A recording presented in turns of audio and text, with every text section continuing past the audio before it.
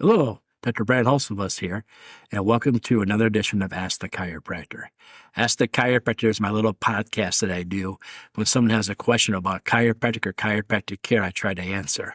I'm a chiropractor here in Rockford, Illinois. I'm a proud graduate of Palmer College of Chiropractic, and I'm happy to be the team chiropractor of the Rockford IceHogs. Let's dive into it.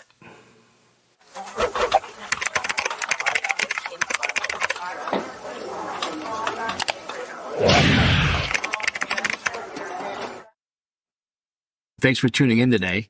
I wanted to talk a little bit about concussions. Where we currently are recording this, it's the fall, and kids are going back to school, and sports are restarting.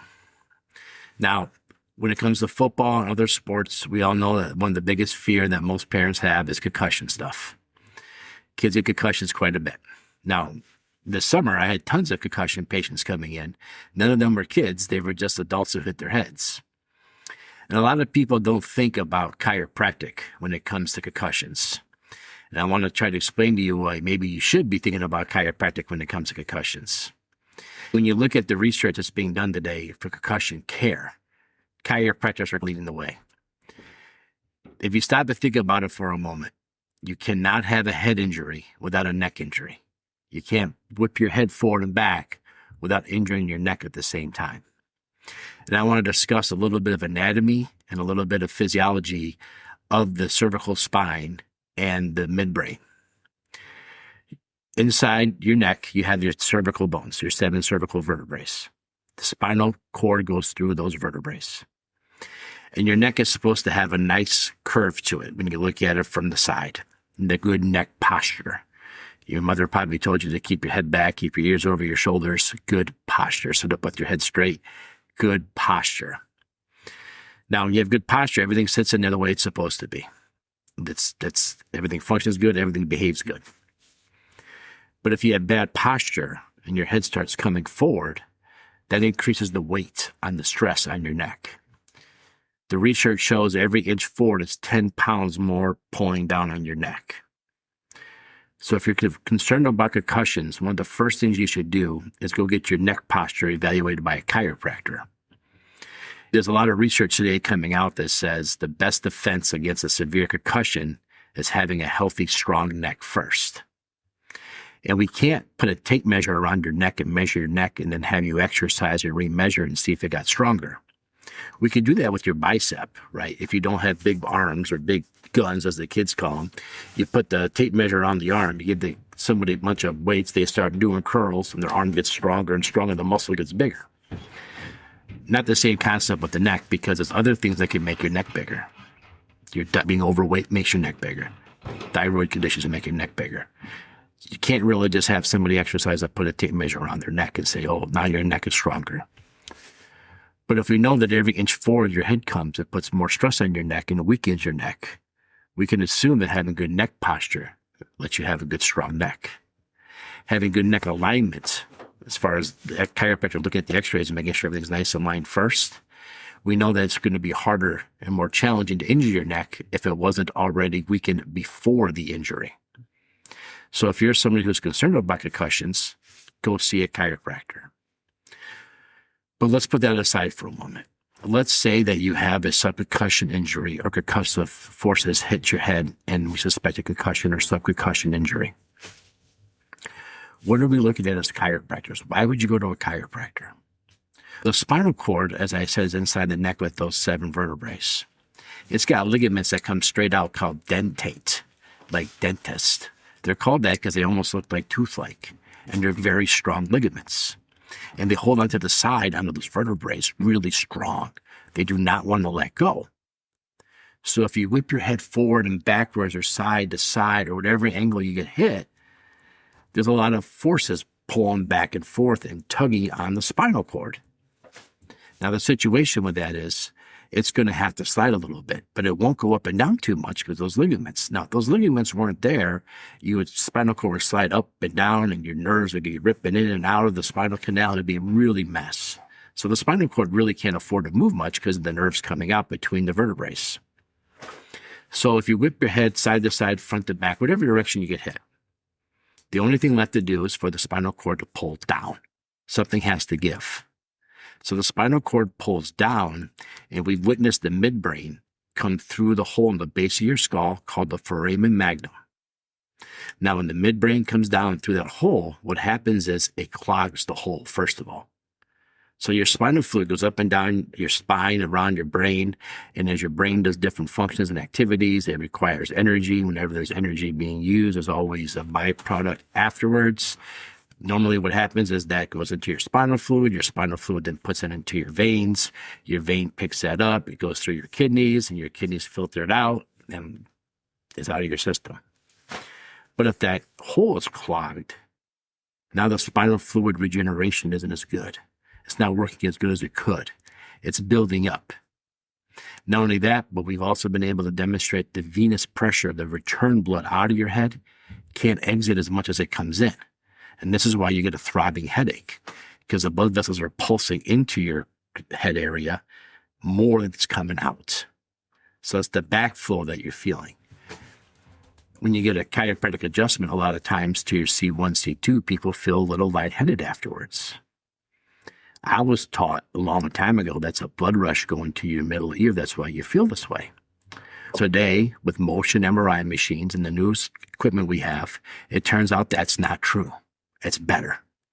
When you do that C1 adjustment, we're able to actually visualize with motion MRI machines that the midbrain gets pushed back into the cranium. When that happens, the venous flow rushes out and the spinal fluid rapidly starts to regenerate, and it takes a couple seconds to level off after the cervical adjustment. Pretty cool, right?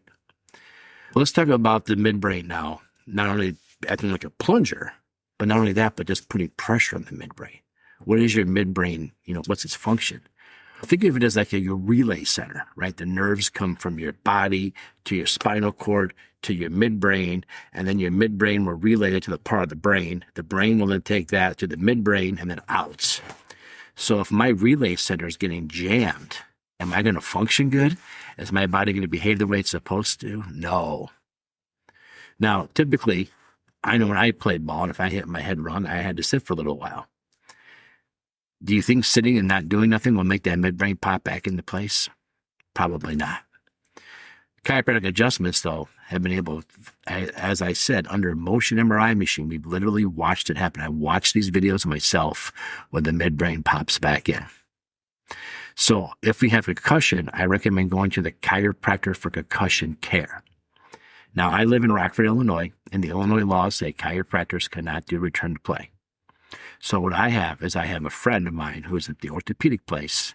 He'll do concussion evaluation. He'll do the testing. He'll do all the questions, and he'll diagnose you with a concussion.